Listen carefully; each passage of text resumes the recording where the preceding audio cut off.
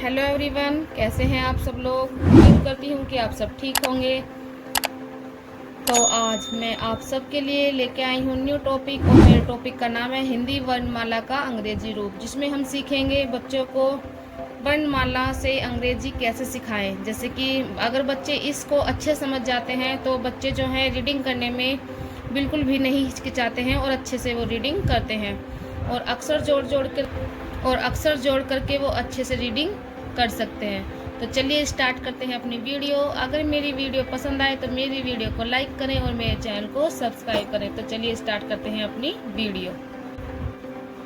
तो जैसे कि ये है मेरा हिंदी वर्णमाला का अंग्रेजी रूप। इसमें हम स्वर, व्यंजन और संयुक्त वर्ण इन सब के बारे में ही बात करेंगे। तो सबसे पहले बच्चों को ये बताना होता है कि हिंदी वर्णमाला में हमारे 3 प्रकार के वर्ण होते हैं, स्वर, व्यंजन और संयुक्त व्यंजन। तो सबसे पहले हम स्वर की बात करते हैं कि स्वर का अंग्रेजी रूप क्या बनता है। तो चलिए देखते हैं कि स्वर का अंग्रेजी रूप कैसे बनता है। तो सबसे पहले मैंने यहाँ पे स्वर लिख लिया है। स्वर कौन कौन से होते हैं? स्वर होते हैं, तो सबसे पहले बच्चों को ये बताइए कि स्वर की जो क्वांटिटी होती है, यानी कि उसकी जो स्वर जो होते हैं वो 13 होते हैं और 13 के हमने यहाँ पे नाम लिखे हुए हैं और इनकी साथ में स्पेलिंग भी लिखी हुई है कि उनकी जो इंग्लिश है यानी कि ट्रांसलेशन जो है उनका वो क्या बनेगा।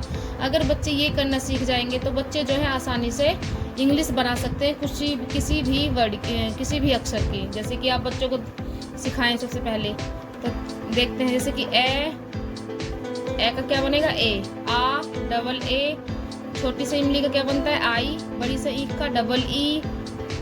छोटा सा उल्लू यू बनता है उसका। बड़े से ऊन डबल ओ। रशे ऋषि आर आई। एशेड़ी ई। आई से ऐनक ए आई। ओशे ओखली ओ। ओशे औरत का ए यू। अन से अंगूर का ए एन और अने खाली का ए एच। तो सबसे पहले हमने यहाँ पे स्वर सिखा दिए। स्वर सीखने के बाद अब है बारी व्यंजन की। तो बच्चों को ये भी बताएं कि व्यंजन जो हैं वो हमारे 33 होते हैं, ठीक है, और स्वर हमारे 11 होते हैं। 11 इसलिए क्योंकि जो 2 अन से अंगूर और अने खाली होता है वो हमारा अनुस्वर अनुशासिक में आते हैं, ठीक है। तो स्वर हमारे 11, व्यंजन हमारे 33 यानी कि 33 होते हैं। तो चलिए स्टार्ट करते हैं व्यंजन को, कि व्यंजन को इंग्लिश में कैसे ट्रांसलेशन करते हैं। तो कै कबूतर हमारा के बनता है। ख खरगोश के एच। गै गमले का जी। घे घड़ी का जी एच। अने खली का एन जी। च चम्मच का सी एच। छ छाता का सी डबल एच। झाज का जय झाज का जे। झ झंडे का जे एच। अने खली का वाई एन। इसके बाद आता है ट टमाटर। सबसे पहले ये देख लीजिए कि बच्चों को SNR भी पूरे प्रॉपर तरीके से आने चाहिए, उसी से ही वो अच्छे से तैयारी कर सकते हैं।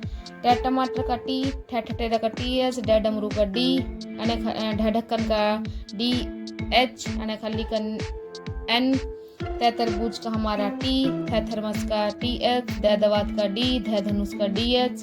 न नल का एन। प पतंग का पी। फ फल का पी एच। भ भालू का बी। बै बत्तख का बी। भै भालू का बी एच। मैं मछली का एम। यक का वाई। रैसे रश्शि का आर। लट्टू का एल। वै वर्षा का वी। शैशलजम का शी एस एच सै षटकोण का एस एच। सै सपेरा का एस।